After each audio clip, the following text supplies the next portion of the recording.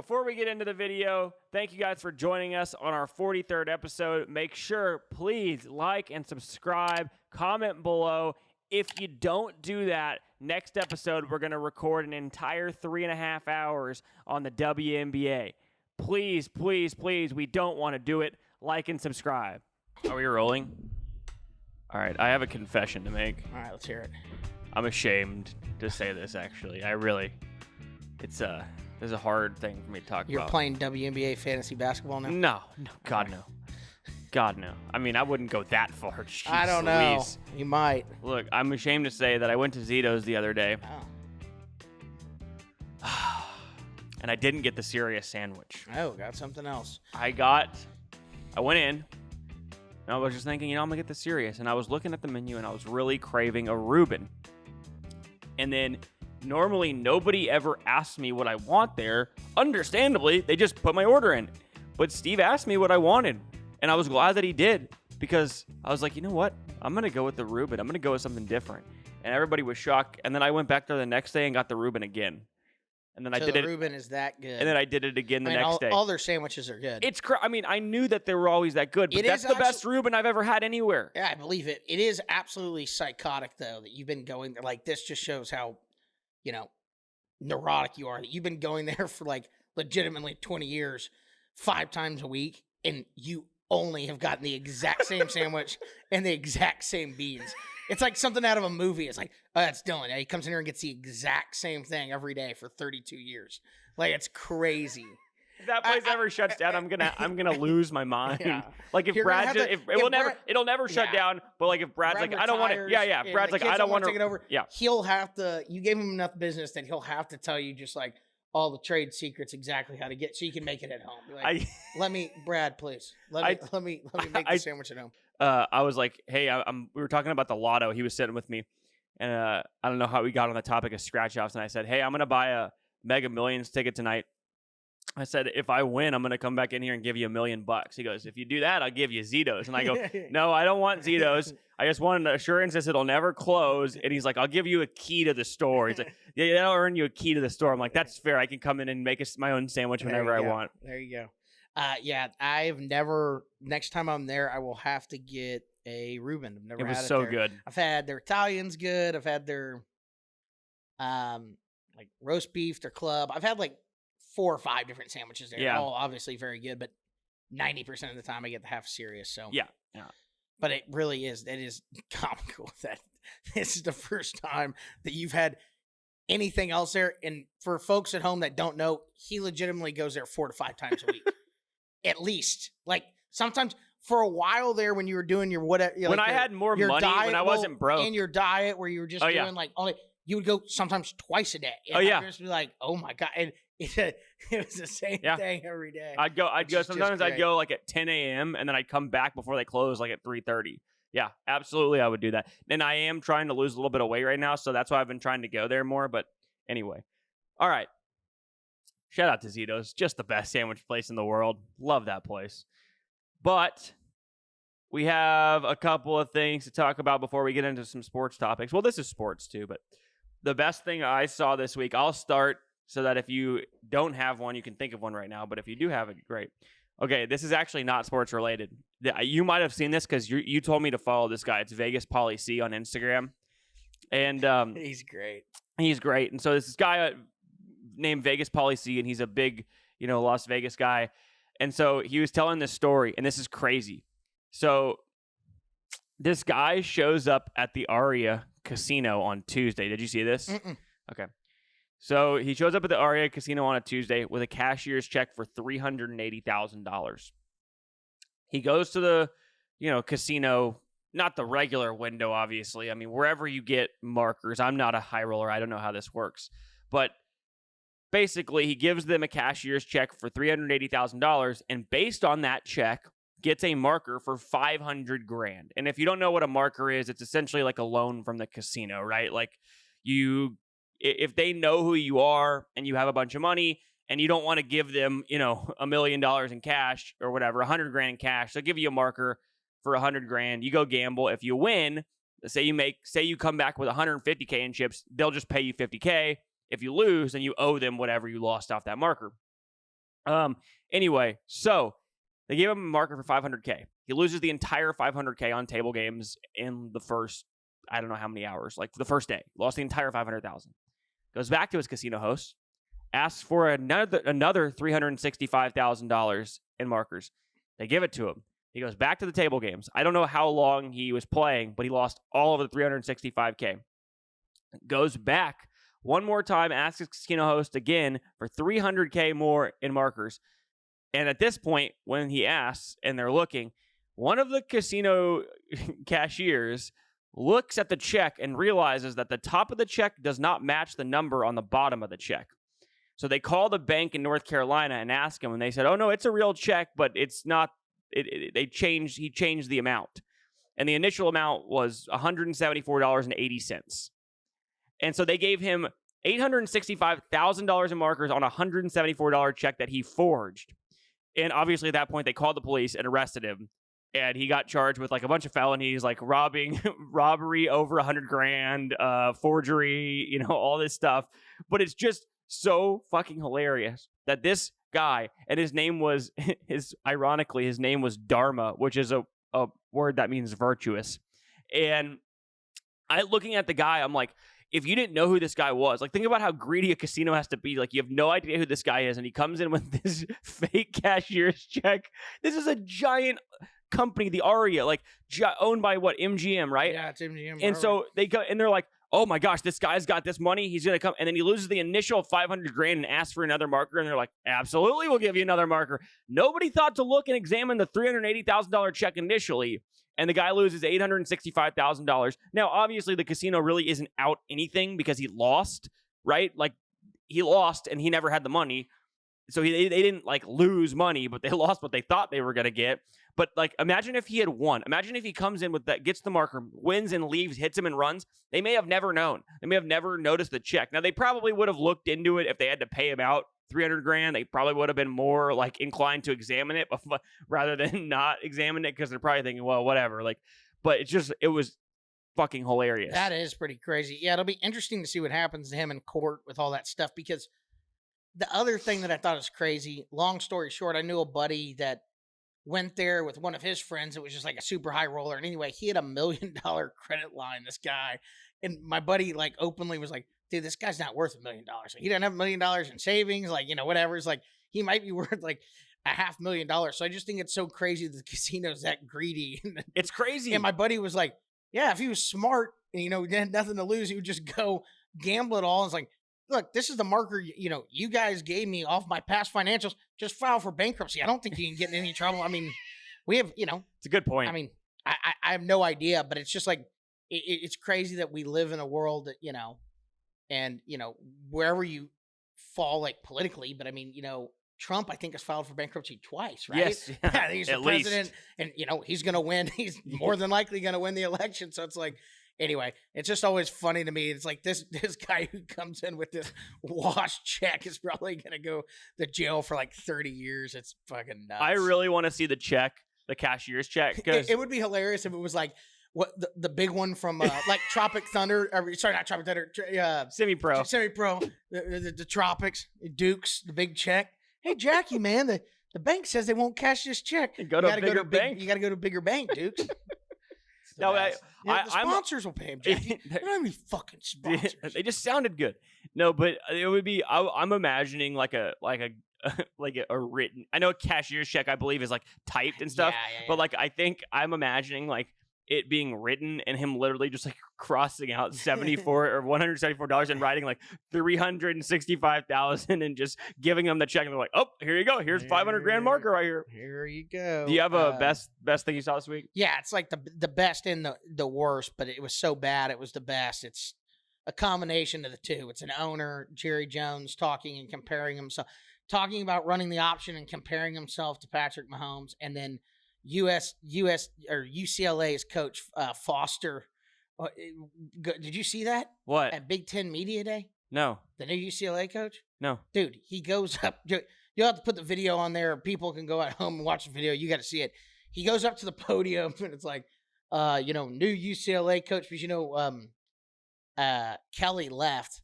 So Yeah, he took the OC job somewhere. at Ohio State. Yeah. So this guy walks up and he's like, "Hi, happy to be here. UCLA, USC. We're coming over from the Pac-12. We're both out of LA. For those that didn't know, it's like just like I'm like, and people are like, dude, if you weren't prepared, just be like, hey, excited to be here. Great conference. I'm happy to field any questions you guys have. But he goes on this 2-minute just weird speech and just falling over himself. And he's like, oh no. He's like, I guess that's all. At the end, he gives an awkward, quiet. Are they supposed to Are they supposed to give a breakdown of their team or something? I think some of them do, but I think there's probably other ones. I'm sure when fucking Nick Saban would show up, he'd be like, what's going on, guys? Yeah, happy for another season. Go ahead. Let me hear some questions. Which is fine. Yeah, you don't have to, but I think some of them did. And he was following up other people. And probably Lincoln Riley had some, screenplay writer write out his for we're here and we're going to, kick ass and this and that. And the Big Ten now runs through Los Angeles. And then Foster gets up there and is like, yeah, we're out in Los Angeles with USC. And it was real bad, dude. Yeah, I could definitely see Lincoln Riley having Aaron Sorkin write his fucking that would be USC right speech. I don't know if you've seen he takes a lot of abuse online. It's hysterical. He posted back when he was at Oklahoma, a picture of this brisket he smoked, and it's the worst looking fucking brisket ever. There's no smoke ring, and it looks like a worn out tire. It looks just that dry. And dude, people just absolutely just ripped him for and still do for months. And then they asked him about that, I think at media day, and he was like, "Oh, my barbecue skills are fine. I just didn't take a very good photo of that one. I got to work on my photography skills." Sure, it was. They're gonna have a rough year. They have the second most difficult schedule of any team in the country right now, according to the preseason rankings. Yeah. But speaking of that, we have some college football previews coming out. So if you're a college football fan, we got a bunch of we're going to preview all the major conferences and kind of the best teams from the group of 5. That'll be coming out in the next couple weeks. But we'll get into that. It's almost here. Thank God. I know. We're chugging along here. What is it? The 29th? Yeah. So we're what? I think I saw Barstool posted the classic. This is the last Thursday. This is the last Thursday without football for the next 5 months or whatever it is, because the Hall of Fame game's Thursday. That's right. Yeah. And then we were talking about that last week. In the preseason. So. Yeah. So at least we got something to watch. Real quick before we move on to some other topics, my business of the week. Oh yeah. I haven't done that in a couple weeks. I got to get back to doing it. Support San Antonio local businesses, and this is a great way to do it if you're a pickleball fan. Ooh. So go over to Pickleball Giant. It is attached to Gold's Gym, the Gold's Gym at Rogers Ranch over off 1604.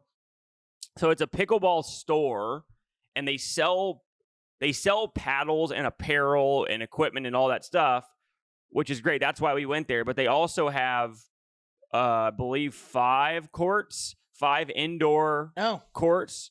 And so you can rent out the court for a certain amount of money, and you can take lessons. They have 4 pros. I don't know what that means pickleball wise, but they have 4. It's called Pickleball Giant. Pickleball Giant. So that's not the one. Do they have another storefront? They moved. Okay, they just moved. They were and they were right in front of that. Where Gold's Gym is kind of behind some shopping centers. They were in that. So we actually went over there into that one. And I was like, oh, it's empty. And instead we've moved. They're moving to that new location. Probably because Gold's Gym has courts, or they let them build courts over there or whatever. I think that new area right there is just got built. Gotcha. Anyway, so you don't have to be a member of Gold's Gym to even rent the court or get lessons. But if you go there to buy a paddle or equipment, specifically a paddle, it's actually really cool. So they're super not about price, and you'll come in, you'll tell them your level. I think the guy we were with is the owner. I'm pretty sure. So super helpful, super nice guy. So we go in there and they're like, okay, what's your level? What's your game like? And then kind of talks with you, and what's your, what if you don't want to spend over a certain amount, you can tell them that, right? I want to spend $100. Right. Okay, well, here are my bet. Whatever. So what they do is, instead of just here's the paddle or upselling you or whatever, they get 5+ paddles for you, and you go in with another guy to one of their courts, and they have a little pickleball machine that shoots out the balls the same way that like a tennis ball does. And so you hit, and so they hand you a paddle, and you hit, for 3 minutes, 4 minutes, and they hand you another paddle, and you compare, and they don't tell you the prices of the paddle. So then you kind of decide which one you like. For example, like I was getting it as a gift. It's my early birthday present anyway. But I was like, I don't really care like too much about price. I just want a paddle that I like. I ended up between two paddles, and I liked one better than the other slightly. And the one I was between one was $180 and one was $100, and I got the $100 one. So I got a very cheap paddle relative to the market, and it's awesome. And so they're super helpful. Anyway, I'm babbling on, but also shout out Pickleball Giant because they knew Big Dog when he walked in. No, they didn't. Yes, they did, Bailey. They saw him. They knew him.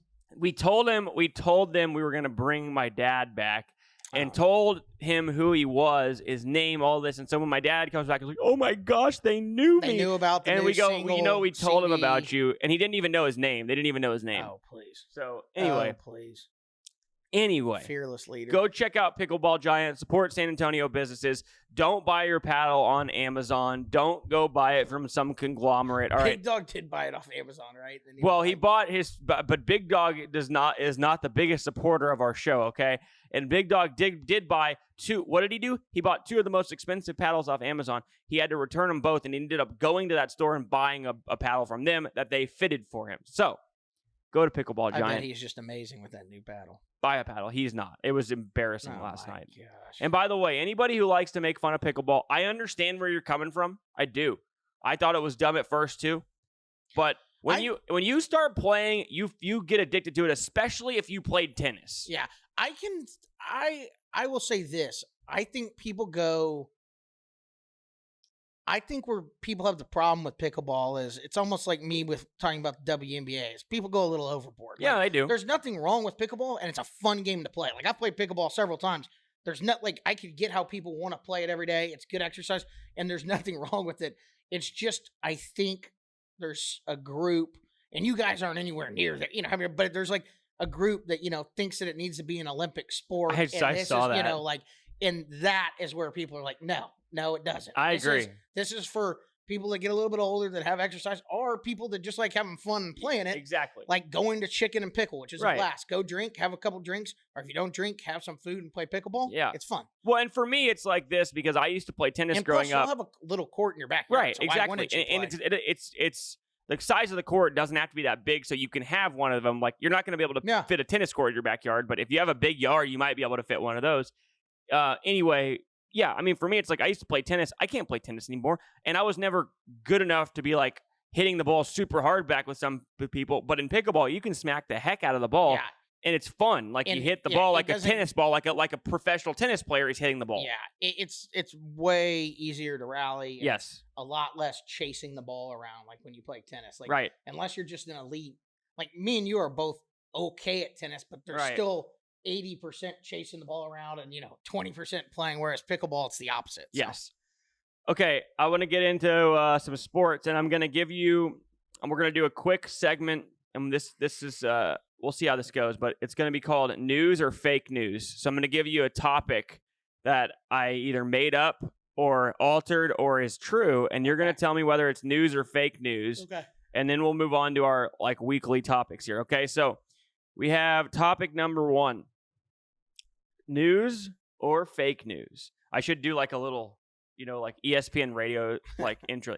News or fake news? Fake news. All right. Travis Kelce says that last year was very taxing on him and says that 2024 will likely be his final season. Is that news or fake news? Oh, well, I don't know if it's news or I'm going to say news. Well, actually, I'm going to say fake news. Okay. I'm going to say fake news, but it is news. I think this is going to be his last year. Ooh, I don't think he's saying it. Okay. I think that they're going to go for the 3. If he get the 3-peat, it's for sure his last year. If they don't get it, I still think it's his last year, and he's just not saying it. Yeah. They did. His brother just retired. He likes following Taylor Swift around the world, going to concerts and doing whatever. I think that I think he's, obviously you could rank him number 1, but I mean, obviously a top a bona fide top 3 tight end of all time. So it's like, he's got nothing more to prove. He's got all the money he needs. Why is he gonna? His brother just retired. I think he's done. Yeah. Well, he did say so it's fake news.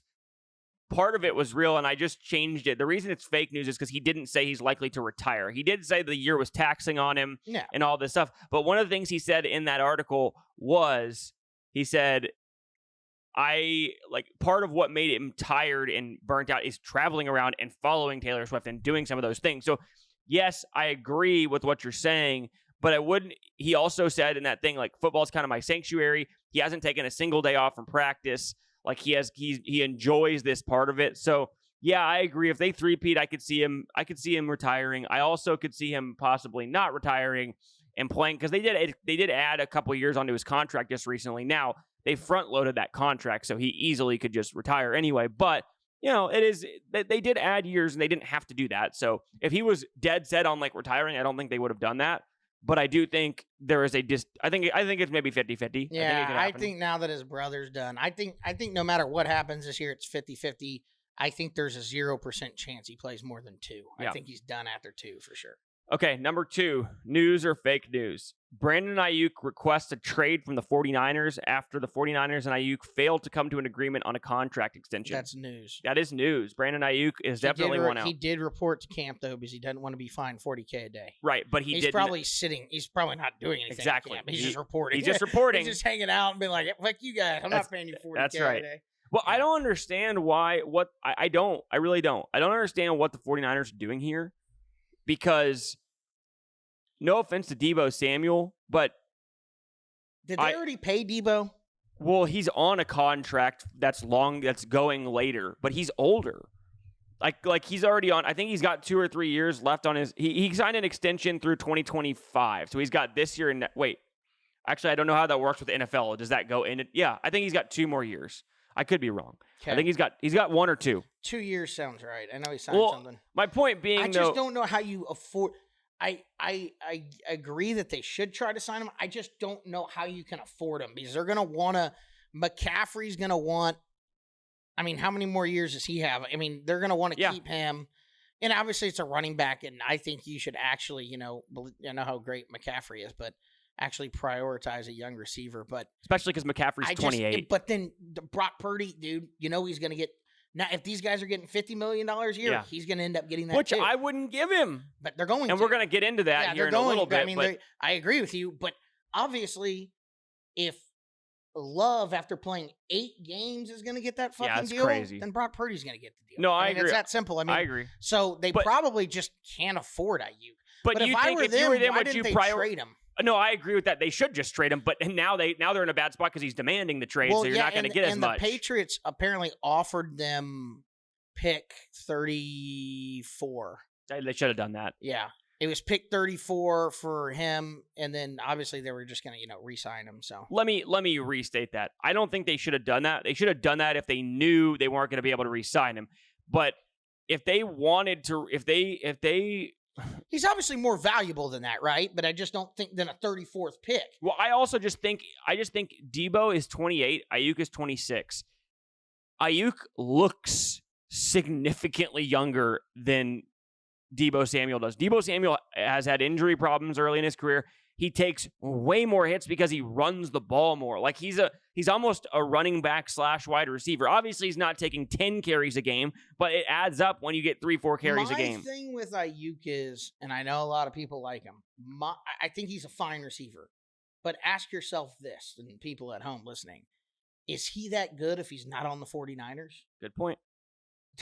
Is Deebo? No. But you have Christian McCaffrey, Kittle, Deebo, the best. I mean, a top 3 run block. I mean, it's like you can't double him. You're not doubling Ayuk. Maybe some plays he gets doubled, but my whole point is he's not. So he's like, if I'll ask you this, if he goes to New England and they have nobody else but him, what is he doing? He's agree. not Randy Moss, so it's like, No, that's a good point. That's my thing with him. So I just don't, and I think that's kind of what the 49ers think. I know they want to keep him, obviously, but I just don't think he's worth as much as, he's asking for. I agree. He's going to ask for that top echelon, top 3 receiver money in the league.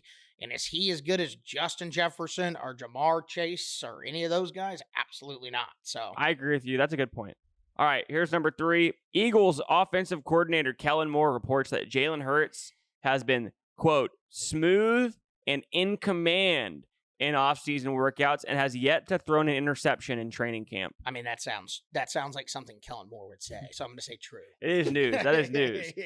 I don't know if it's news, but it's true. Like something weird that, he said it. Now, has he thrown an interception? I'm sure he has, but I mean, that's something Kellen Moore would say. Yeah, they love to pump up Jalen Hurts, especially after last year when A.J. Brown was basically just shitting on him at the end of the year, just over and over and over. Like, this guy, I don't want to hear any inspirational speeches after our 9th straight loss. I forgot about that. It'll be interesting how it plays out this year. I with all of it. will say that because I think his new contract kicks in this year, so they have less money. That said, I like what they did in the draft, and Grossman always makes good moves, and he did again this year. But I agree, it's like if Jalen Hurts looks like he did at the end of the year, which I think he will, and you have Kelsey gone, and that offensive line isn't going to be as dominant, kind of reminds me of the way the Cowboys went, where Dak looked really good, then the offensive line was still good, but started to decline, and Dak didn't look as good, and the team struggled. Now, that totally different organization, much better run organization than Dallas, but I'm curious to see what happens. Like, if A.J. Brown starts shitting on Jalen Hurts midway through the season again, do they get rid of him? Because he's super valuable, but you're not going to prioritize him. They have made the decision that Jalen Hurts is their guy. Like, that's set in stone.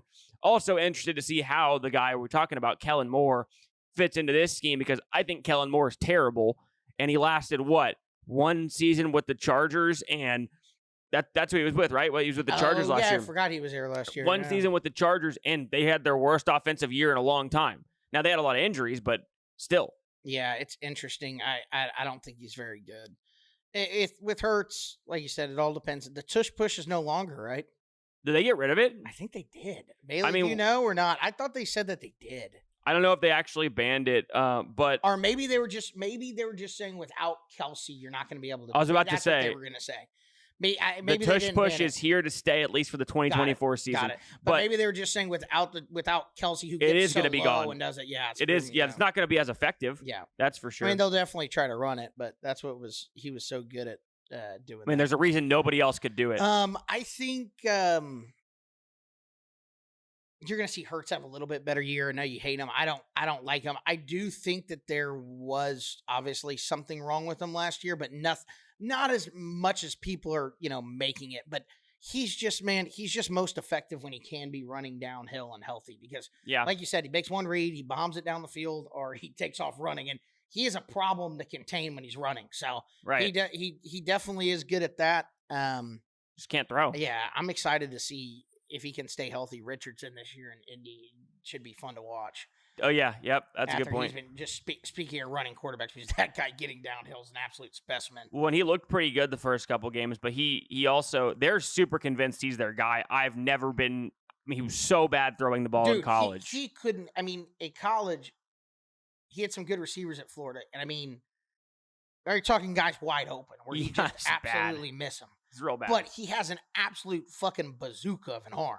He can throw it. He's like Jamarcus. He throw it 85 yards. The difference between Jamarcus Russell is he also runs like a 4.4 and is built like the Hulk. So, it just, I think the problem with him is you're just going to see him get hurt all the time. Yeah. Because he's just going to try to run you over. And if they can break that mold with him and teach him to kind of throw, then he could be really dangerous. But that's the problem, is he has to play that way, I think, to be effective. And I will say Lamar Jackson, I agree. So obviously Richardson has a much better arm. Lamar Jackson is obviously coming in a more accurate passer. He wasn't very accurate, but still much more accurate. Way more accurate because of how bad Richardson was.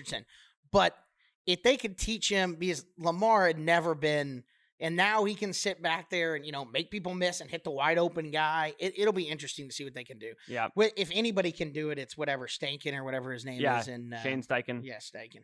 Okay, I'll give you one more here. Yeah.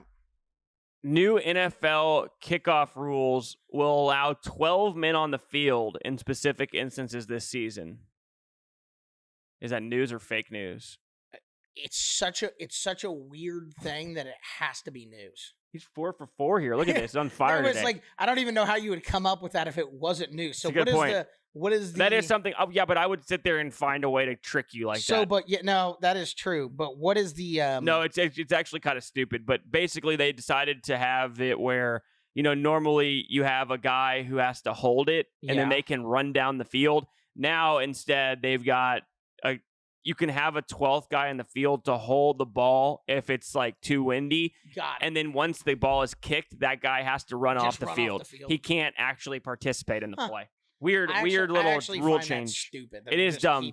Or they just have like a little T or something. Like, I don't know. It's dumb. Anyway, okay. Oh, but they have to do that because they're doing the thing where they start on the other. Aren't they doing the thing where the kickoff team starts down the field and the kicker's back here? It's a good Remember point. the XFL? That's what they do now. Yeah, that's right. That's why they're doing it, because he's like 50 yards behind the play. Yeah. So he kicks it and the guy just gets off the field. Yeah. Okay, I guess that makes sense. Because there's no way, then you would be outnumbered a guy down there. So yeah, okay. Yeah, you can't have a guy go back. That makes sense, actually, now that you say that. That's why I was like trying to figure that out. But that is how they do it. It's weird. The guy kicks like all by himself and has to put it in that zone. Yeah. It's gonna be weird to see in the NFL. I don't like that they changed it. I don't either. I just keep it. That to why? Me is like you're just trying to change it to change it. I mean, it's dumb. But I do like the only other change where they change the we're gonna have automatic spotting at least. That's gonna be nice. Yeah. Okay. I'm gonna leave this up to you here. We can move on to. We can stay on the NFL. We're gonna come back to the NFL either way. But we can either stay on the NFL or we can go over to the Olympics. Let's go Olympics. All right, let's go over to the Olympics. Okay, so we'll talk. Did you see any of the USA game? The Team USA basketball? Just a little bit of it. Just a tiny bit. And not much of it because you were telling me, I was like, man, LeBron, I watched probably like a quarter. And the one quarter I watched, LeBron was balling. He's balling. Assists, flying around, looked like a young buck out there, and then you're like, Durant's 8 for 8, 5 for 5 from 3, and I didn't see any of it. So yeah, but yeah, they ended up. How many did they end up beating Serbia by? Well, funny enough, they ended up beating them by, I believe, was it 109-90 or 105? Hold on, sorry, I got to look up the score here. Yeah, USA versus Serbia. By the way, was supposed to be the best team in that little group besides us, and they also, I believe, made the championship of the World Basketball Championship last year. FIBA so they're one of the better teams in the Olympics. I think I saw that when they were showing when we were playing South Sudan, like during that thing, they were showing like the odds or whatever, and I think they had us the favorite, Canada second, and then like Serbia and France were like third or fourth. That makes sense. Yeah. The United States ended up winning 110-84. Oddly enough, not 107-84, because I had a parlay, and these never go my way. I'm usually losing on something like this. Where I had Steph Curry over 2.5 threes was the last leg of the parlay. The other one was LeBron James over 5.5 assists, which is crazy. It was that low. He had 9, and it was actually 4.5, and then ended up going up to 5.5. So I got it at plus money. Anyway, it was a small bet, but Steph Curry had made 2 threes the entire game, and they were up 107-84 with under 24 seconds to go, and the shot clock was off. And LeBron, for some reason, decides not to dribble the clock out, launches a 3. God bless him. He missed it so bad that it bounced off. And I don't even know why Steph Curry tried to get the rebound. I mean, the game was over, but he goes and tracks down the rebound. Dude from Serbia tries to dive at his feet. He looks at him and just launches that bitch. And boy, did he nail it. And he won me my bet. That was one of the best. That's a 1 in a million type deal. Yeah. I mean, that never happens. And you know what I was thinking about? The real reason they shot it too is because point differential. Yeah, and that's the only reason you can even make an excuse to do it. Otherwise, it's just like you could start a fight, or it just looks, because that does now the odds of that action, especially in basketball, like in soccer or something, when there's no scoring or very little scoring, but in basketball, we're scoring 100 and something points a game. the odds of scoring differential coming in are basically 0, but that is why they shot it. So I was like, why the fuck would they shoot it? And I was like, oh yeah, because they do keep track of point differential. So and only thing I was thinking, and I'm assuming it's not this because they wouldn't have shot it otherwise, more than likely. But I was curious if they cut, like a lot of tournaments, high school tournaments will cut off point differential at 15. Like if you're up, it's the most you can lose is minus 15 plus 15. Oh, I don't know if that's how they do it. No, yeah. You could, that's why you'll see teams actually try to, it can be sad sometimes when someone wins, like girls soccer where someone like real bad. 9-0. I remember one time, I think we were playing like Thailand that somehow got in because it was like there's had to be a certain number of Asian teams. And I think we beat them like 15-0, and we were nice. It could have been 25. And the announcers were telling everybody at home, like, oh no, it's like they're not trying to be absolute jerks. They're just running it up because it could, if them and Germany end up tied or something in this group, then, they want to have the goal differential. So did you, I guess if you didn't watch too much of it, I texted you this though.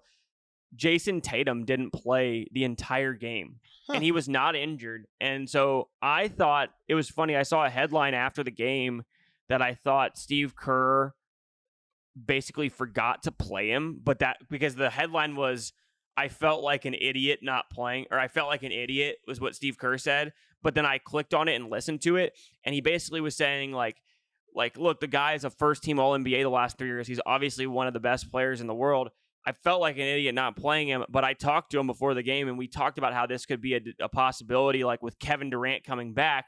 He may not, it could play out this way. He's like, he's going to play. Every game is different. But what I didn't understand is Derek White got 16 minutes.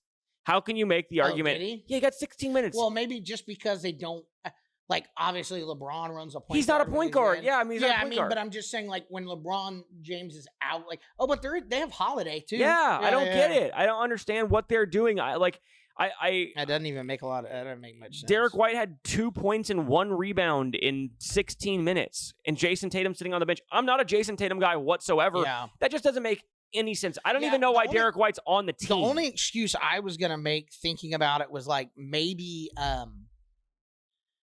I thought it was going to be one of those things where it's like, hey, listen, and obviously it isn't just hearing what Steve Kerr said, but it was one of those deals that the Celtics won the championship and he's played more basketball than ever. So maybe the organization was like, hey, he wants to be on the team, but if you can get away with not playing him. But no, it's just a simple fact that Durant's better than he is, obviously. Is. And, LeBron's better than him, obviously. So and look, like I said, I'm not a Tatum. I don't like Tatum in terms of his game. Yeah. Like, I think he's overrated. And obviously we saw that Jaylen Brown's not even on the team. He's the finals MVP. Yep. Jalen Brunson led the NBA in playoffs in scoring, and he's not on the team. And you have Tyrese Halliburton, who's not even played. Tyrese Halliburton didn't get a single minute. I would much rather have Brunson on the team than Halliburton. Way rather have him. I feel like Brunson's more of a way better, just a team guy anyway. Yeah, he is. And I mean, just took a $100 million pay cut. Yeah. Halliburton is just on the team because I guess made third team All NBA this year, and people talk about him. Like, it just feels, and I'm not saying this about Steve Kerr because I'm a big Steve Kerr fan. I think he's a really good coach. I think people who say he doesn't do anything don't know basketball. And I think that I also have a signed Steve Kerr little picture back there. Nice. And he said, "Good luck, Dylan," in first grade. So his kids went to the Acorn school with me. Anyway. We played them in basketball back in the day. Nick? Yeah. And Steve was the assistant coach. We fucked them up pretty good. St. Peter's Tigers. I love it. St. Peter's is closed now. Yeah, the school is. Yeah, it's crazy. Yeah. I think they still have like CYO as far as like the church, but yeah, I saw that the school is closing down. I was trying to get access to that gym to do some training there, but I could not get them to budge. Okay, other Olympic news. Oh, sorry, one other stat from that game. When Nikola Jokic was on the floor, it was 81-81 in that game. When he was off the floor, they lost 29-3. So they are, with Jokic on the floor, they can compete. It's just, and like you said, looking at Jokic, he was in off-season form. He hasn't missed a drink, hadn't missed a meal. How many beers has he had this offseason? Probably 1 million plus. Over under a case a night.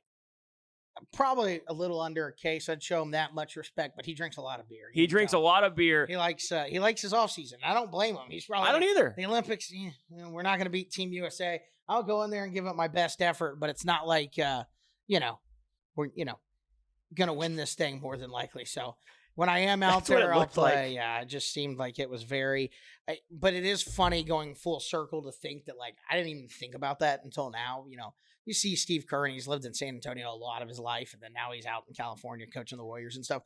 But it is pretty funny to think that, like, the one coaching job Steve Kerr had before he was essentially the Warriors head coach was coaching his son Nick up at St. Luke's Episcopal with all the other Alamo Heights kids. And it's like, we played him, like you say. Then he's the Warriors coach, and now he's Team USA's coach. It's actually wild. And I'm not obviously taking anything away from him. I think he's a great coach too, but it is funny to think that it's almost like when you look at the JJ Redick deal, where it's like JJ Redick's deal was literally like 4th grade assistant basketball coach, and then now he's the Lakers head job. That's right. It's like, and obviously JJ's respected in the league, not as much as Steve Kerr was, obviously, right? But and obviously Steve Kerr learned from Phil Jackson and Greg Popovich. There you go. I mean, it's like if you learn from those two guys, I think it's It's not like, okay. And he played with Michael Jordan. It's at least, Andy was a point guard. Like, at least there's all that to go along with it. My favorite thing that's come out of the USA camp in like the last 2 years was when Anthony Edwards was on the team, and he was like, when Kobe Bryant was on the team, whatever, he's like, Kobe or Dwayne Wade came off the bench or something like that too, and he's like, we ain't got no Kobe's on this team, coach. We ain't got no Kobe ain't playing for this team. We ain't got no Michaels. We ain't got no Kobe's. I should be playing. Dude, I was looking. That guy is such a. He's a trip, dude. Yeah, I saw he was pulling a big dog. Someone hit a 3, and he was over there like humping air like on the sideline. I'm like, dude, it's the Olympics. Come on, this isn't the T-Wolves. He's doing his Elvis chops over there on the freaking sideline when Curry made a 3, and I was like, oh my gosh. This guy, I was like, he is something else. Like, I'm sure Kerr's just like, oh god, all right, let's get Edwards in there. I'm sure everybody loves him, but he's a lot. And it's funny because I was talking about in a video I did earlier this week. The average age of the team is 30, and you got a lot of guys over 34. And Anthony Edwards is like 22. Yeah, and you can just see Halliburton are like the youngest by far. Yeah, probably, and right? I could see Halliburton being a little bit more mature than Anthony Edwards. I mean, Anthony Edwards said something like, they asked him in this Olympics, they were like, hey, like, how do you have to fit into like, playing with LeBron and playing with like, Kevin Durant? He's like, nah, I'm the first option. You're like, what? He's like, no, yeah, I'm the first option no matter who's on my team. I don't care. They gotta fit to play with me. And he was dead serious. Serious. Like, no, bro. No, that's not how it works. Yeah, and I think everybody's just, the good news is with him, I believe everybody's just like, it's just Anthony. No, that's just who he is. Like, he's a likable guy. Yeah. But it's like, that's who he is. Like, no one's going to take too much. No. LeBron's just probably shaking his head like, shut the fuck up, dude. I'm sure they give him shit and make fun of him and stuff, but I guarantee you they all like him. Oh, yeah. But let's talk. Well, have you watched any of the other Olympics? Like any of the other events? What have you been watching mostly? Just the I've just been tuning in at the I haven't been catching anything live, but I've just been doing at night. The NBC prime time, it comes on at 6 to 10 where they show everything. Seen some swimming. Swimming is like the coolest thing I saw swimming wise was the kid from France won the which is, people that know swimming I think will tell you that the toughest race in swimming are the basically the race to show you the best swimmer in the world is the 400-meter individual medley. So you're doing the 100 meters of each different stroke, and the guy from France, the kid who's like 23 won, and he was the big favorite coming in, but the arena was just going nuts for him. And every single time he'd go down for I guess it was the breaststroke and come up, they go, oh, scream, so they could like hear him. It was a pretty cool highlight. That's and awesome. Michael Phelps was like, oh, this is I was like, this is awesome, like talking about it. And he actually trains with Michael Phelps' old coach and broke Michael Phelps's, the longest standing record in swimming was the 400 individual medley, and then this kid broke it. Not in France, but at the Worlds like 6 months ago. He came up like I don't know, 3/10 of a second short of getting it this time, but he was real close. I think I did watch that actually. It was a cool event. I saw. But real quick, by the way, have you seen Michael Phelps? The guy looks like I don't know how to. He looks like a hippie, like he's got like the side of his head shaved, a man bun, this giant like beard. It's like a homeless guy met a hippie, and they smoked pot right before going on, and now he's fucking anchoring the Olympics with Mike Tirico. That's funny. I saw him. I'm like, what the fuck am I looking at? I don't think I saw a picture of him, but that's funny. They were going around the stands of everybody that was there in the swimming deal, and like Peyton Manning was there. The funniest was Andrew Luck.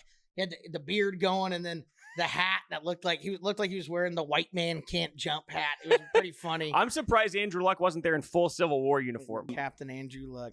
But yeah, I saw that. Saw some of the gymnastics last night. I saw that Biles ended up getting into she ended up qualifying for the individual final, because what happens is I think 4 girls from Team USA typically would qualify for the individual finals, where they take 24. But you can only have 2 from each country. Dude, I don't understand that. Like, to me, and it sucked because I think literally the girl who got left out, she got left out by like 0.2 points, which I don't really know how the scoring. I saw it, yeah. But she was in 4th place overall and didn't even get in.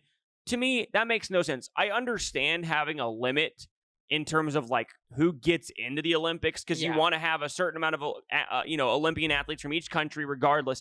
But once you're there, if you're in, I don't get limiting it. That's the only sport that does that, right? Like in swimming, I mean, you could maybe say limited at 3. Like, you don't want someone to have 4, but 2, especially for like Team USA or like Brazil, that they say is really good. Like, you're just screwing everybody. I don't even think. I honestly, and maybe this is maybe people will disagree with this, but I think there should be no limit. If you have 5, you should have all 5. Why are you able to qualify to go there? I mean, and then we're going to limit. That, We're going to limit. Like, that'd be like, okay, we're in the pool swimming, and this person is the second best or the third best in the world, and they get the third. They win their heat, but sorry, we can only take the top 2 fastest time swimming. Like, that's stupid. I don't really like it either, but they're always probably going to have it. So the fact that it's only 2 when you have teams that are as dominant as the USA, it should be at least 3. But I agree with you. I'd rather there be no limit. Saw beach volleyball. We won that. We were playing 2 girls that went to USC, I think, that had been. Was that against? They were partners that broke up, and then they got back together. I watched that. Emma Hughes and somebody else. Yeah. They beat Czech Republic pretty easy. Did you see in that, real quick, back to gymnastics, did you see that, I forget her name, Jane, is it Jane? It's the girl who won the floor platform for, do you know what I'm talking about, Bailey, or no? Sorry. Jade Carey, she won the gold in floor exercise, and then she fell like multiple times on her floor exercise in yesterday's event. Is this the U.S. girl? Yeah. Oh, I didn't see it. And she's not even in the final for the floor exercise. Wow. She only made the final in one other event. Vault. She made it in vault, but she was the gold medalist last year in that, and apparently it came out that she was sick, and she literally hadn't eaten in 3 days, which is crazy because she still qualified. I think she was the number 1 qualifier in vault. And so she did that. But yeah, but the main thing for the gymnasts is they're trying to win that team gold because they lost last year. And part of it was because Simone Biles dropped out or whatever. But sorry. It really is crazy to think that that's what makes the Olympics, I guess, so special and crazy at the same time. Like, especially for these gymnasts, like the hours that you work in the gym as a gymnast. And then it comes down to like, 2 different nights every 4 years. And it's like, well, what if you do have the flu or you have the shits and stuff? It's like, well, too bad. You better go out there and figure it out, because this is your only chance. So it's like, it's not like you have, I'm going to try to qualify. It's like, nope, you got 1 shot. So it's like Biles talking about when she kept calling it the twisties, apparently, what it's known as in gymnastics, where, the yips go up in the air and you don't know where you are, which has got to be pretty terrifying. And she was like, no, like people at home thought I was like chicken shitting out, where it was like, I was stressed out and stuff. I was like, no, like legitimately when I was in the air, I kept thinking to myself, I did the 1 vault and was like, well, I hope I land on my feet here. We'll see how this goes. I actually that's got to be pretty terrifying. Yeah. I didn't know like that. Apparently it's a thing in gymnastics that happens from time to time where it's like, it could be, I think is, your equilibrium, something's thrown off. Like I'm sure it could almost be just like an ear infection or just like fluid just somewhere where it's like, she was trying to say like, it's almost like driving a car. Like you normally, like you've done this forever, you know exactly what you're doing, or riding a bike and then getting on it and being like, how can I balance? Or like, I can't see where I'm coming down. It's like getting in a car drunk and you after being in a car regular. But unless you're Mike Gundy, then you're fine. Then you don't. It doesn't matter. Then we call that the Mike Gundy. The Mike Gundy special. As long as you're under 0.16, you're good to go, right? It's like it was the old Keith Frazier special. If you're 1 for 4 in warmups, you're hot. But back to this, I was also going to ask you: have you ever watched handball? Love handball. Handball's fucking awesome. Love handball. I love handball. But love it. Here's my question to you. That's what I wish Jay Cutler's always said that, Bailey, right? He's like talked about, he goes, we should just get this is a great idea. He goes, the best athletes in the world? No, all ex-NFL quarterbacks that have some athleticism to play the U.S. handball team. I love that. Just absolute cannons, just throwing the ball around and just be like, yeah, good luck stopping this. Could do that, get some pitchers too. Yeah, get a couple pitchers, yeah. Dude, you would see, there'd be goalies knocked out by that. That'd be awesome. But here's my question. Like, okay, if you're a gymnast like Simone Biles, she makes money doing, endorsements, and I don't know how gymnasts make money other than that, but I'm sure she has other ways. Like she's doing that full time. If you are a member of the Czechoslovakian handball team, it's an Olympic sport, so you would think they're training quite a bit, but I'm very curious. Like, they all have to have other jobs, right? Like, you're not just a handball player. I think a lot of them do, but handball is a pretty popular game in Europe that actually has leagues that pay those guys. So now, are they getting paid as much as like European basketball players? No, but I agree with you. I would bet it's probably like 50-50. Some of them have a day job and play handball at night, and some of them may play on like club teams to just get by and make a living. Some of them probably play for club teams and have to have a second job. Right. You know what I mean? There's probably very few in the world that, that's what they do full time. But I do know there is some countries that it's like, there are huge handball leagues. I think France is one of them. So because they were going crazy. I was, forgot where I was eating, and they had for whatever reason, they had the volume on at the bar, and it was the French girls handball team was playing. The gym was just going nuts. I was watching some people. I was watching some of those girls hit the shit out of that badminton last night. You were watching the replay too. I watched that. It was Hong Kong versus U.S. and they smacked that thing. Yeah. Also, I was watching ping pong. I love watching. Table tennis. My fault. Table tennis. God. If Big Dog learned that trade in Vietnam, and if he was there, he's already said that if it wasn't for this mallet finger he has right now, if he was there, he would take probably gold, if not medal, for sure. Funny story. Last night we went to go eat at Hop Dottie, and he had my parents' AC went out again, and so at the house. Yeah, but it was something like more minor. No, actually, it wasn't more minor, but it's something where they're gonna have to switch a breaker box. It doesn't matter. Regardless, he bought like a backup unit type deal at Home Depot or something. I don't know. He went and got it. This is big thing. And so he's like, I need your help moving it before you go when we come back. And so he opens the back of the car, his new white car, and he's like, help me with this. And I'm like, let me put my backpack down. So I walk over to put my backpack down, and he's so impatient. He can't wait 5 seconds for me to put my backpack down. So he tries to get the thing out of the car on his own, and it's way too heavy. It's like heavy for both of us to carry.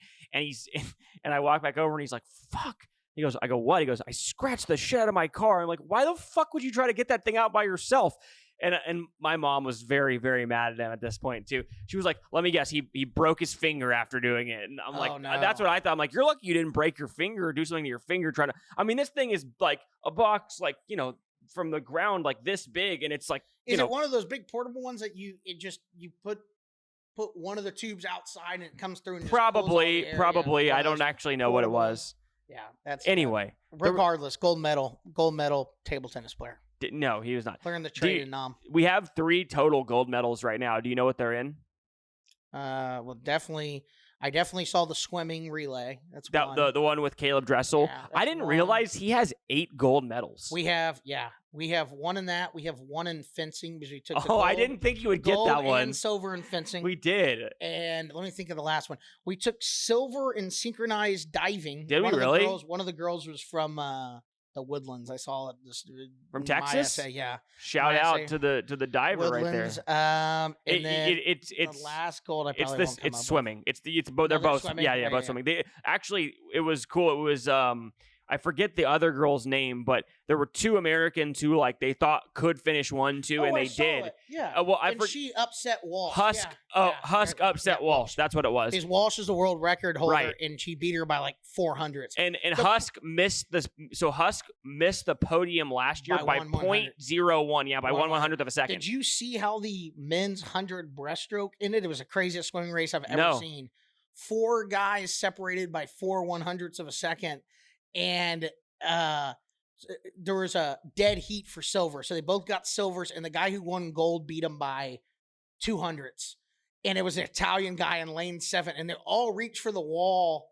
And I mean, dude, when they show the replay and they slow it down with the hands going into the wall, you still can't tell who won. That's crazy. It's that close. And the guy was dead heat. Does that mean does dead heat mean the guy? Same time. No, I know that. But does that mean when that happens, the guy who is 4th, does he get bronze or no? No, it's just 2 So silvers. there's just 2 silvers. There's no bronze. No bronze. Wow. That's brutal. And the guy who shared the silver with the American Petey was going for 3 straight golds. That's what the one was? Was that today? It was yesterday. I didn't even see that one. Yeah. Wow. Yeah. He was going for 3 straight golds and lost by 200ths. But I mean, it was, and they said he was just, because Petey's gotten a little bit older, so he's just a little bit slower out of the block. So I think that's what cost him. But I mean, coming down the wire, it was just, it's so funny to watch their heads come up and you're trying to figure out who's winning and they all reach for the wall. Yeah, that's when they had that one, it was back when Phelps was going for his 9 and they had 2 of them, 2 of the best Olympic moments ever. One was the comeback by Jason Lezak where they came back from I think it was a freestyle relay and he got in the pool against the best French swimmer, and the French were a huge favorite, and he come back and he out-touched him by 0.05. But then the other one was the Michael Phelps 200 butterfly where he did a half extra stroke and touched the wall. It looked like he had no shot, and he out-touched him by 0.01 to get the gold and to keep the 9 gold medals alive. Crazy. Those were 2 of the best. That Olympics was so much fun. Swimming's always fun to watch. You know what's cool about swimming too? They have the best commentators. Jonathan was telling me that the other day. I was like, you're so right. They make it so fun to watch. Rowdy Gaines? Is that who it is? I think one of them. Rowdy's either the swimming or diving, but he's been there forever. That's funny. It's a great name, Rowdy. There's also the Canada women's team. I don't know if you saw this, the soccer. You see this? Oh, with the spot. Yeah, dude. So here's what they essentially So they had a drone. There was a drone over New Zealand's practice, and they reported it to the authorities, and the authorities were able to track it back to a guy who was the assistant coach of Canada's women's soccer team, and his name was Joseph Lombardi. And so is it related to that Lombardi? That's what I thought. But there's a lot of Lombardis that even coach in the NFL. Yeah, I know there are. Still, yeah. But so this guy was recording the practice, right? Literally, they get him and he's dead, right? There's nothing he can do. They caught him, and so he immediately says, "Nope, it was me and this other coach, Jasmine Mander," and he immediately rats her out. Apparently, he didn't hear snitches get stitches, but he rats her out. So she goes. Then the head coach is thinking, "I'll be able to get out of this," and she's like, I forget her name. Priestman is her last name, which is ironic. Priestman, and so she goes, Bev Priestman, that's her name. She goes, "Yeah, I had no idea. But I'm going to recuse myself from being the head coach against New Zealand only because they're playing New Zealand 2 days later." And she's like, "I'm going to let somebody else coach." So they have one of their non-cheating assistants coach the game. They beat New Zealand 2-1. And then the next day or 2 days later, they find out that this has been going on for a long time. And it's been a systematic cultural not thing. The first time you get caught. That's right. So it's that's right. And so they end up suspending her and both assistants, not just from the Olympics, but from soccer for a year from all soccer, FIFA banned him from soccer for a year. And then they also penalized Canada's soccer team, who won the gold last time and are trying to repeat, 6 points in group play. So they started at -6. I don't even know if I didn't even know Canada. I knew they were okay, but I didn't think they were as good as us. They won. They won the gold last year. Interesting. And so I don't know if they are now, but they were when they played in the Olympics. And so anyway, they won 2 matches, but they're at 0 points. Now they could still get into the knockout because I think it's like the best 2 or the team with the teams with the most points who are in 3rd place in their groups. 2 of them get in. So I guess there's a chance they could still get into the knockout round. But yeah, crazy that was happening at the Olympics, that they were literally cheating with drones. I wonder. I'm looking at the gold medal count here, and we have. Is it up? France 13. Sorry, medal count in general. France got 13. We have 12. Japan has 10. Oh, France jumped us? Weirdly enough, Korea has 5 gold medals. What is that? No what is sense. that in? Korea, I would guess. Is it like synchronized weightlifting swimming or something, or like or diving? China is the big diving. China's the big diving. Oh yeah, Koreans are big, but I haven't seen any shooting events. They're always really good. There was one shooting event I saw. Okay. But yeah, we're at 12 medals and Japan's at 10. But luckily for us, they're not very good at track and field. South Korea has 5 gold medals. Yeah. Are you That's kidding? What it says here. Yeah, you're I'm on right. ESPN. They have the most golds. We only have 3. We better pick it up. We're supposed to have the most medals overall and the most gold medals in the whole Olympics, every summer Olympics at least. I mean, we still have a bunch of team events and stuff, but yeah, we typically do. I mean, we're what, 3-4 days in? I mean, This is a 17-day event. All right, we can talk about a little other. We'll move on from the Olympics here. We'll talk. Oh, sorry. Before I do that, I gotta mention this. This is my last Olympic topic. Then I promise we'll talk something else. All right, I was watching this yesterday. China women's basketball playing against Spain women's basketball. Mm-hmm. And doesn't China have the girl that's like 7 foot whatever? I don't think she played. She didn't play. Oh. She must not have played because she wasn't there. They had some tall girls, but they didn't have a 7-foot girl out there. That's for sure. But they did have this girl named Lee Yuru. I don't know how to say it. I'm butchering the name. Yeah. Ballin'. 30 points and 15 rebounds. Absolutely ballin'. She come to the WNBA or what? She actually is in the WNBA. She plays for the LA Sparks, but I guess she doesn't get a ton of minutes. But she was hooping out there. But, dude, China was up by 5, shooting a free throw with 23 seconds to go, and choked the game away. It became a 3-point game with like 8 seconds to go, and then they fucking fouled Spain on an and 1-3. They almost lost in regulation. The girl missed the free throw, so it went to overtime. But I'm telling you this is why I brought this up. All that stuff is whatever. I wouldn't have brought it up if it wasn't for this. Mm-hmm. Wang Sayu, number 5 for China, the point guard. This girl is throwing matches. She was fixing the match. I'm not joking. This is true. She was fixing the match. I don't know who was betting on it. I don't know what was happening. She was purposely trying to have them lose. When they were up by 5 with 20 seconds to go, this girl was going to get an uncontested layup, and it would have cut it to 3. And who cares? You inbound it and make some free throws. The game is probably over. Mm-hmm. She basically intentionally fouls her, gets her an and 1. After she shoots the layup. From that point on through overtime, she had 5 turnovers, including stepping straight out of bounds. And then on the last play in overtime, they were down by 3. She comes off a screen with 5 seconds left, has a wide open 3 to tie the game, doesn't shoot it, passes it to the roller, who has to shoot a layup with 3 seconds to go. And then her man is right there about to get it, and she runs back the other way and doesn't go, and nobody's there to foul her, and the clock runs out, and they lose by 1. She was purposely trying to lose the game. She was fixing the match. I'm telling you. Her name is Wang Sayu. Wang was throwing the match. I'm telling you. If she gets killed by the Chinese government, blood's on your hands. No, it's not. No, it's not. Because she was probably fixing it for them. But I'm telling you, go watch the end of the game and tell me that girl was not fixing the match. There's no way. I'll take your word for it. There's no way. I'm going to show you that. I'm going to cut up a highlight tape for you later so you can watch it. That's funny. All right. We can move on from that. Sorry. Let's touch a little bit more back on NFL because we did have some news this week. Okay. Which was 2 massive deals got done for quarterbacks. We had Tua Tagovailoa sign a 4-year, $212 million deal. Yep. And Jordan Love signed a 2-year, $220 million year. The Jordan Love deal makes him tied for the highest paid quarterback in NFL history on an annual basis. Yep. He got, I believe, $55 million a year. The only other guys who make that are Joe Burrow and Trevor Lawrence. What do you think of these deals? Which one is either one good?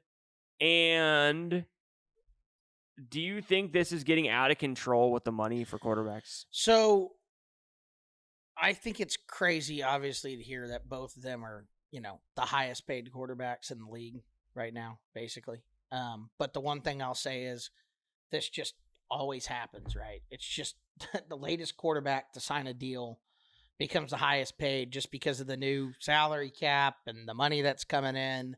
So it's really not that crazy. But when you hear it, like Jordan Love and Tua are the highest paid quarterbacks, it's nuts. But it's just until whoever else is up next signs their deal pretty much, So to me, I think it's crazy they're making that amount of money. But it's just like I had this argument with a good buddy 3 or 4 years ago when Mahomes signed that first deal for $40 million a year. He's like, they're never going to be able to get anybody else. The season's over. It's like, just wait 3 years. It's going to be the best bargain price in the NFL. Especially because his was $450 over 10 years. Yeah. So it's set for that long. Now, I'm sure they're going to have to pay him more and restructure later. Yeah. But you're right. That's actually like a really good, it's a deal now because it's all based on the percentage of the salary cap, right? They're making the same percentage of the salary cap. So it's just going up the same way that NBA salaries are going up, right? It's the same exact thing. Keep going up. I mean, it does sound stupid, but my question to you is, if you're the Dolphins or the Packers, are you giving them that deal? Are you saying, meaning, would you rather? How many years was it for? They're both for 4 years. Yeah, for 4 years, as crazy as it's going to sound, I would say yes, because the only reason I say that is because it's not that long considering. Like if you're gonna basically they're gonna give them 2 years no matter what, right?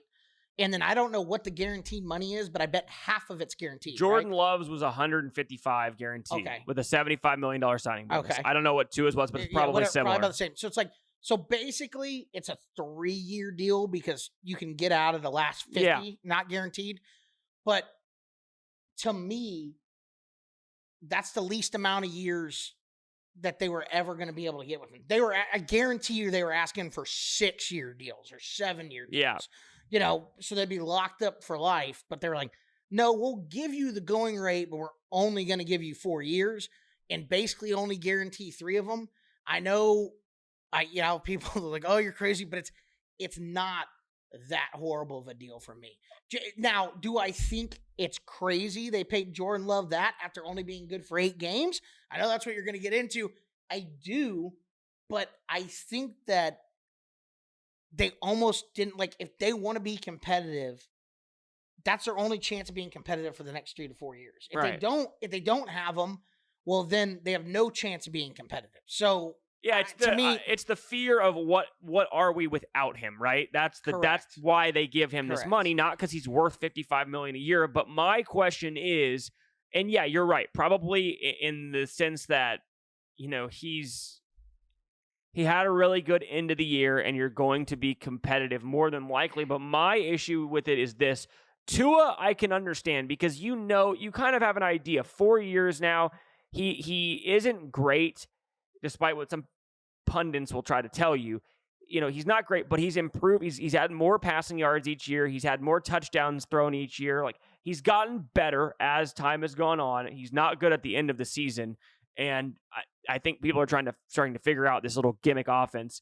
But that said, I can justify Tua. And I don't like Tua. I actually think Jordan Love is better from what I saw at the end of the season. Or he has potential to be better, right? I think he has potential to be better. I think the last 8 games which we saw, I think Jordan Love's better. Of course. Yeah. But you look at games. But you exactly, and that's the thing is, okay, am I really going to give this guy $55 million a year?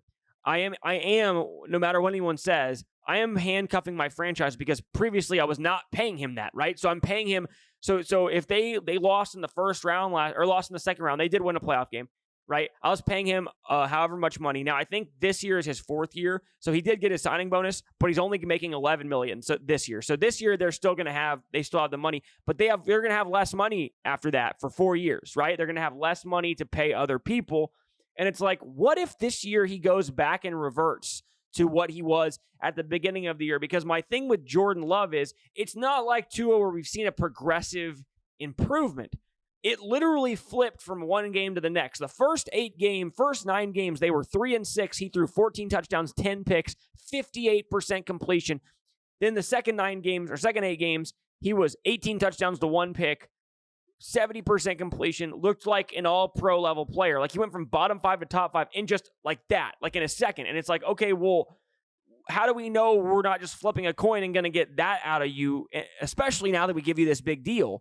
And why, like, it's just kind of crazy to me. And I would have concern if I was a Packers fan that a guy after 8 good games is going to be like, and yes, he did win a playoff game on the road, but after 8 good games is going to be like, you're going to give me the highest, I'm going to get this max deal, or I'm not coming to training camp, even though I've played 8 good games or 9 good games my whole career.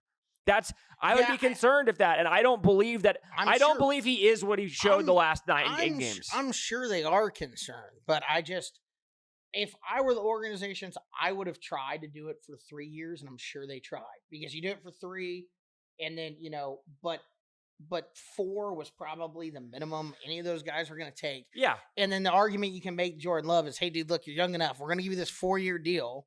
And we're not giving you any more than that. You had a good 8 games. You are our quarterback. We respect you. And then, we can renegotiate after those 4 years. And as we know, with the way this all goes, is if both those guys are good for the next 3 years, they'll end up getting another deal before it expires anyway. Yeah. So I don't know. I don't really like it. I just think that with where the NFL is these days, you're just handcuffed by the fact that you just have to try. If you think if you're 70% sure he's your guy, you just have to go out and do it, because there's nothing else you can do. I guess if you're, I just don't think there is. I mean, in a league that you have to have a good, look at all I'm saying, and I'm not saying I disagree. Like if Jordan Love is close to what he showed at the end of the year, 70% of it, then I mean, he's at least still not worth. I mean, I wouldn't say he's worth the money at 70%, but they were always going to have to pay it. It's the right move at that point, right? But I'm just saying, you look at kind of what San Francisco's done. They haven't really overpaid for a quarterback the last couple of years. They went with a backup in Brock Purdy. I know he came in after injury, but they had Jimmy Garoppolo. He wasn't making an absurd amount of money there, was he? As far as I remember, he didn't get a max deal when he went to San Francisco. He got quite a bit of money, but not. It was like, I think it was they took on that New England contract. I guess, but it wasn't anything. I get what you're saying. The argument is, and any NFL executive is exactly what you're about to say. If you can go draft a quarterback that's serviceable and keep him on the rookie deal, that's great. The problem is most people aren't like Brock Purdy and they're like Jordan Love. Yeah. So it's like you have that one good year, they're like, pay me the fucking money now. I'm not doing this. I'm not paying.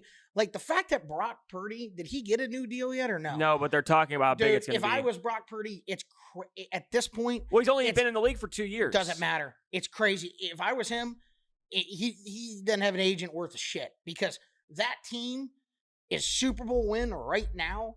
And if he says, I'm not playing football, I'm holding out, he would get a deal in 2 fucking seconds. If these guys are getting, you're right. 50 whatever million, if I was Brock, I'd be like, hey, listen, I know it's 2 more years on my deal. I'm playing guys for $1 million right now. It's getting cut in half in the state of California, okay? That's nothing in San Francisco. He's making $500,000 a year basically in San Francisco, okay? Now he's getting endorsements and stuff, obviously. Of course.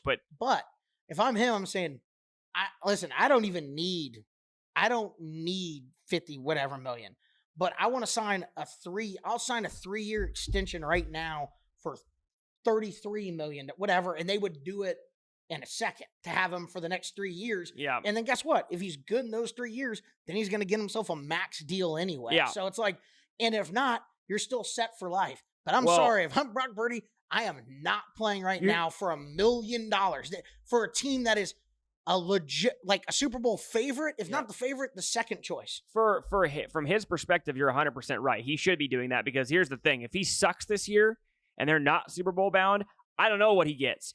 Now, what he's thinking is, and I understand, what he's thinking is he's looking at all these guys, and he knows if they go on a deep run again, if he's just, even that, if he's just close to what he was last year, he's going to get a bigger deal than anybody right now because they're going to pay him based on the max market salary, right? He was an MVP candidate last year, whether you want to agree with that or not, he was. And, you know, if he has a close to as good of a year, he's going to get $65 million a year. So he's thinking, well, I am this good and I'm going to get that deal after next year. This is how it works. But I agree with what you're saying from a perspective of this guy was the last pick of the draft. You know, we don't know for sure. He's only on a loaded team. Like, what is he anywhere else? But at that same time, you could also see that the 49ers being like, look, dude, we were fine before we had you, and we'll be fine after we have you. I don't think they're going to do that. But, like, I don't know. I think that's an interesting spot. Right, I thought it was bullshit for Jordan. Nobody, right? Like, behind him? I don't know who their backup is. Yeah, but I'm just saying. So, for him at this point, the draft's over, they didn't draft anybody. I hold all the negotiating, the value and all the chips. I say, look, I want the same deal that Jordan Love got. Okay. If you can't give me that, then I'm not playing. I'm holding out. Then good luck winning a Super Bowl the next 2 years. They would sign him in 2 seconds. Yeah. The extra $10 million a year, whatever that, yes, he could end up getting if he's really good this year. Who cares? If his agent was worth anything, I don't know who it is, they'd be signing a deal right now. I know, the 49ers are doing exactly what you tried to say, where it's like, hey, no, we need to see it one more year. Fuck them. If you're Brock Purdy, you say, no, it's okay, I'll hold out. He's just not that kind of guy, which I respect too. He's like, oh, I'm going to, play out my contract. But, it's crazy, dude. You have to have some kind of, and listen, he may have a lot of times these guys have crazy insurance policies where it's like, he may be paying, $1 million year insurance policy that, if he doesn't play football again, he gets 50, something nuts, which could be the deal. And I know he's making money in endorsements, but he's not like that big of an endorsement guy. So I just think it's crazy that he hasn't. That was the one that I was been waiting. And I know he's only been around 2 years, but I'd be like, why has Brock Purdy not gotten a deal? And I don't know. I just think that's power to the 49ers. Well, I just think also that's unprecedented. How often do we see a guy after 2 years get a deal? I don't think we've seen that before. I don't think we've seen a contract extension after 2 years. Yeah, but Jordan Love has only played for a year, though, right? I know, I agree, but I just mean the fact that he's only 2 years into his rookie contract. I agree. To me, Jordan Love's is unprecedented. A guy holding out after playing one season. That's what I'm trying to say. He's played 1 year. Now, if I'm Brock Purdy and I look at that, that's a good point. Yeah, because I'm like, I've been better than Jordan Love for 2 seasons. Yeah. I agree with you on that 100%. Yeah, that's right. No, but I agree. The 2-year deal is unprecedented, but Love legitimately has only played a year. Otherwise, he's been a backup. So. Also, I want to mention one other thing on NFL.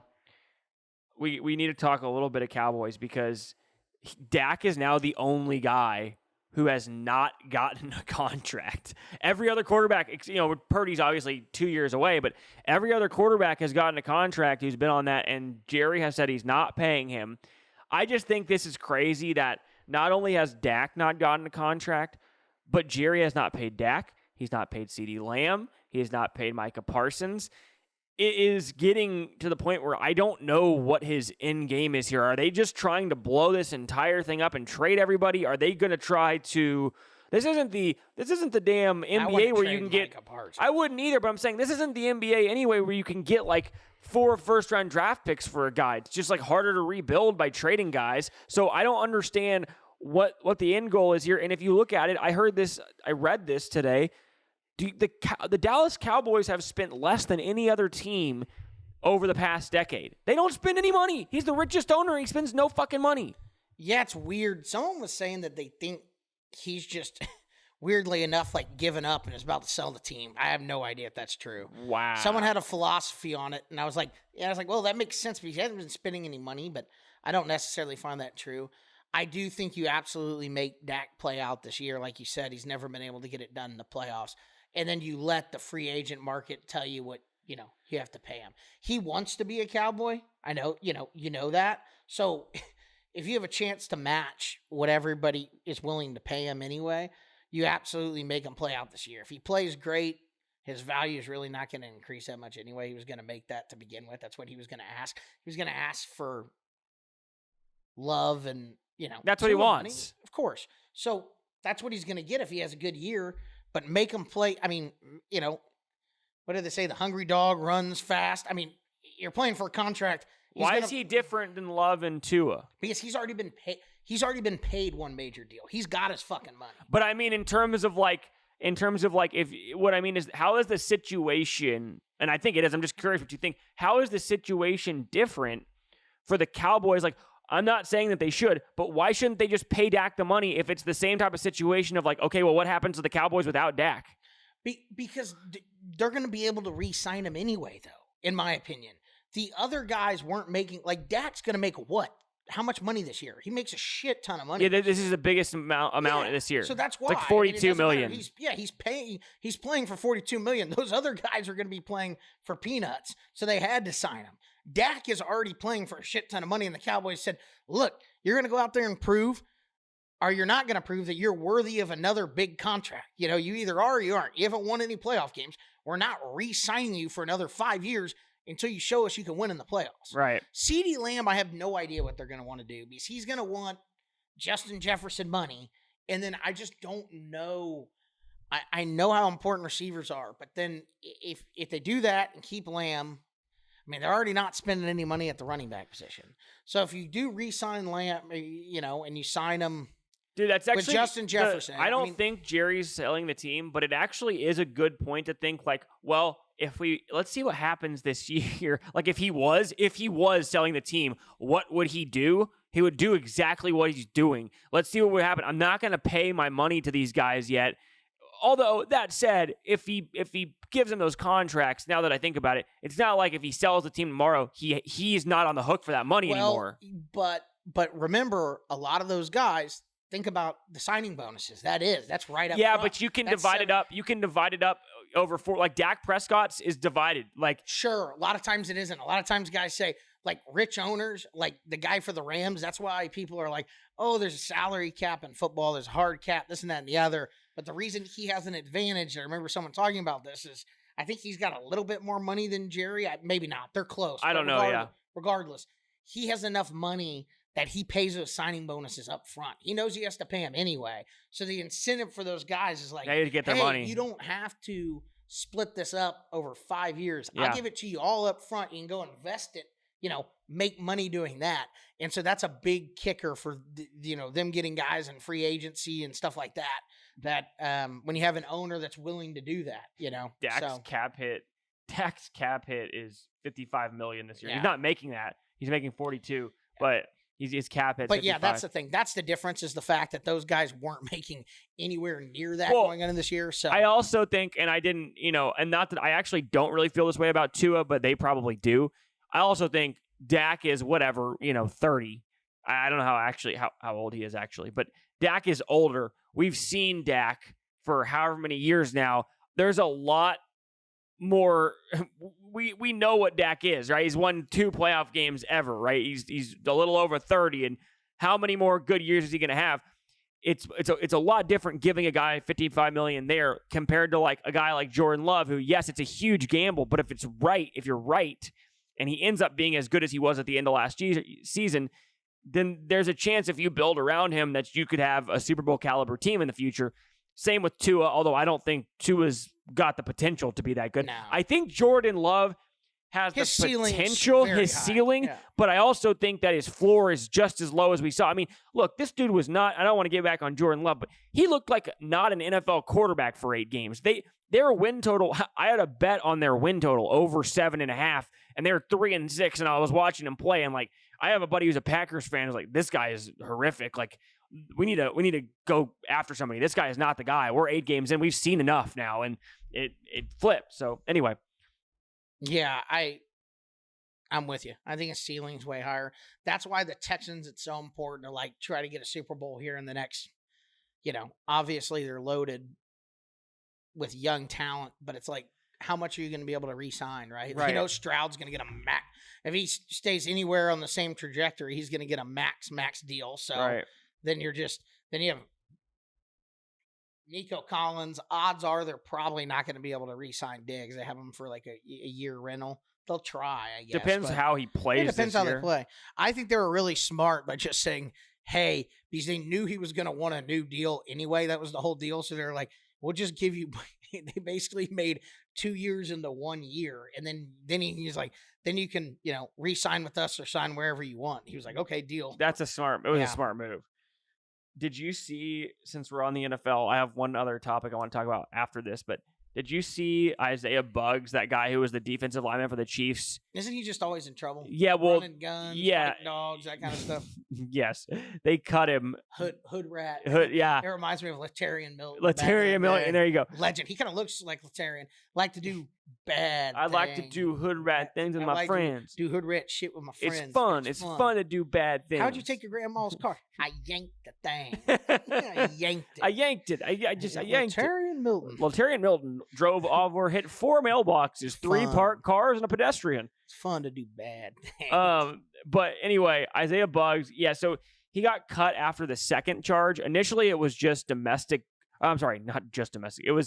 Initially, it was animal cruelty. Yeah. And then the second one was like, I can't remember if it was like burglary or domestic abuse, something along that nature.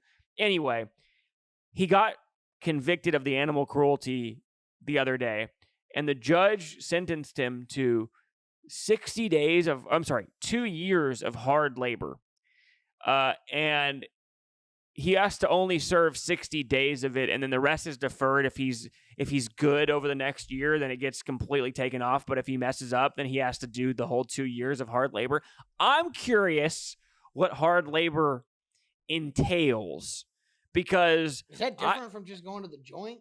It's like hard labor, like it has to be, right? I get. I mean, I don't know. It's like a work camp type deal. That's a coal miner for 6 months? All I'm saying is I actually think that's not the worst thing in the world, right? Like, I kind of like the punishment. If you tie up a dog with no water or food for 3 days, like if it's an animal, I kind of think like you should have to be tied up with no food or water for 3 days and see how it feels. Like, I think he should have to sit outside in the sun and have no food or water for 3 days. I think that would be a good punishment. I would feel better about it if that happened. I also have a good idea for our justice. Like that. I have a good idea for our justice system. So, rather than just locking these guys up in prison, right? Especially for like non-violent offenders. Okay, I'm not talking about. I don't want to get onto the other guys because I don't really know what to do with them. But like non-violent offenders who are in prison, right? I think you take them and you have them work on things that us taxpayers pay for, and that will reduce our taxes. So 6% of the funds goes to building roads.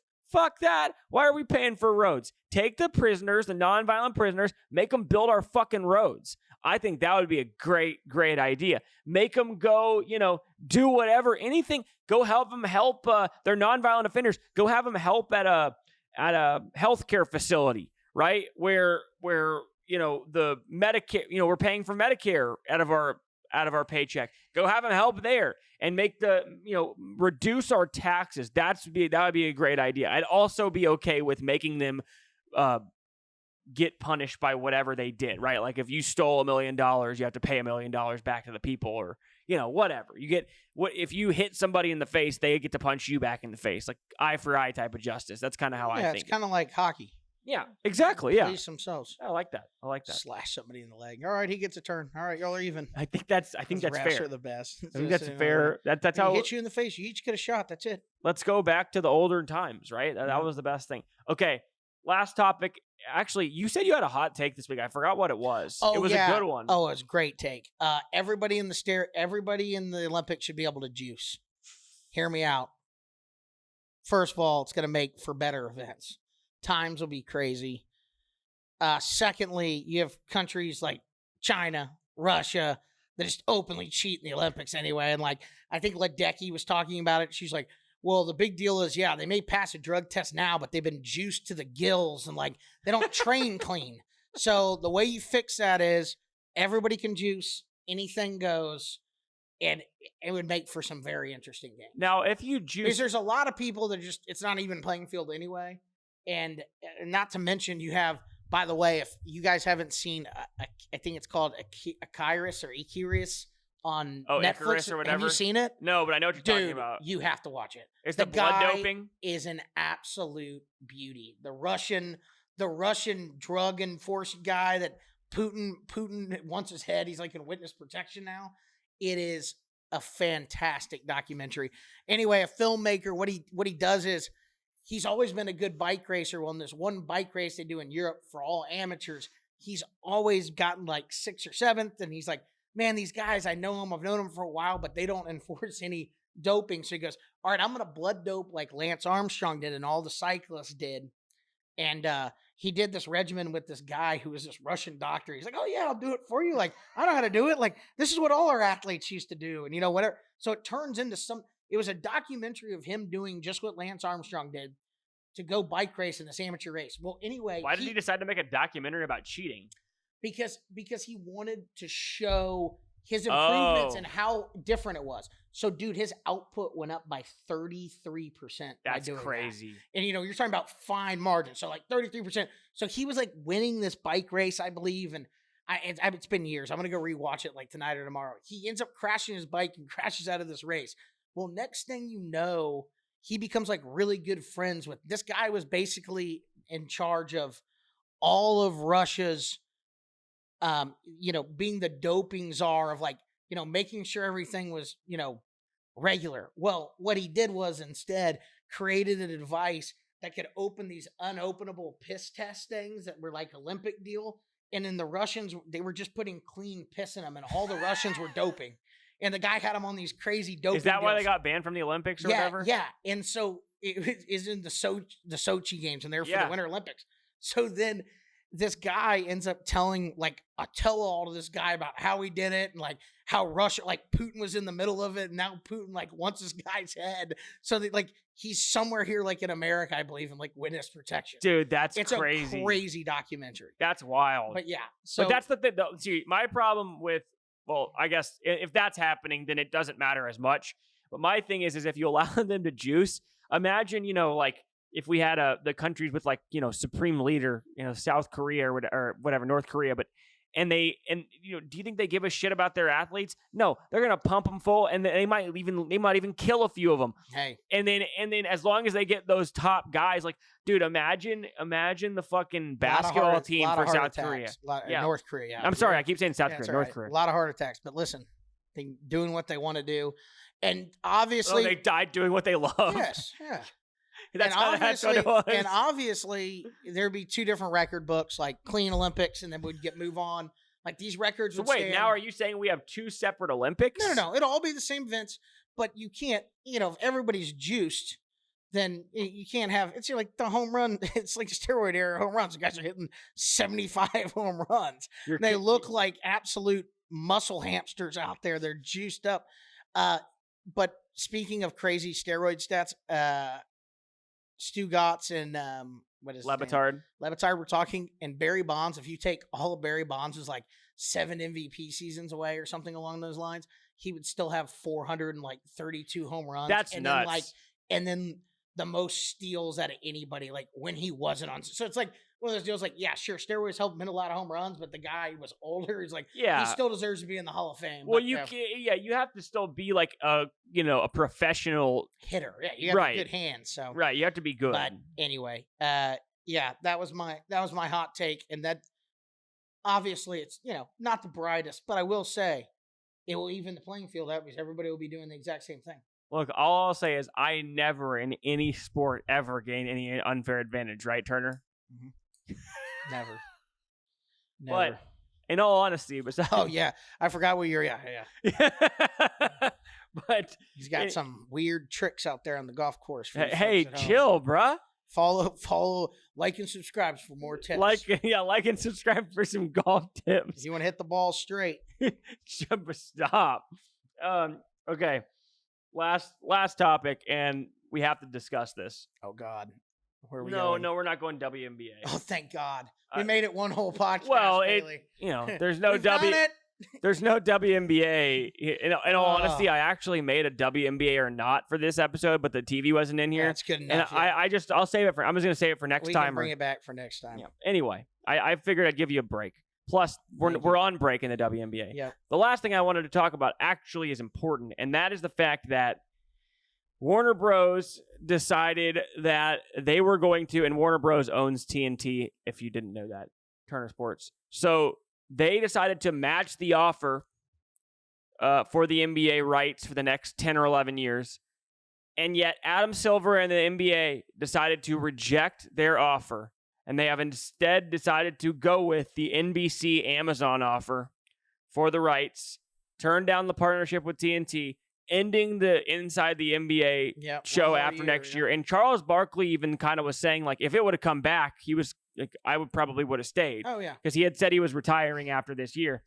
And so now we're going to have no Inside the NBA officially. It's official, right? Yeah. But it's just, to me, absolutely ridiculous, absurd, appalling that the NBA is this fucking greedy that they literally are rejecting an offer of the same amount of money because they know, and this is the truth, they know that in 10 years, the only ones who are probably going to be able to afford it or are going to be willing to pay absurd more amounts of money for the NBA is Amazon and those streaming platforms. NBC's got Peacock.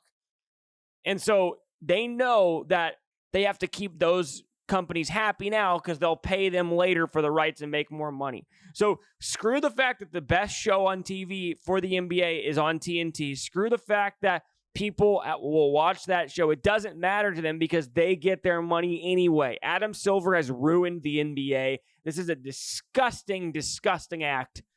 As Troy Aikman said about Randy Moss flashing the moon.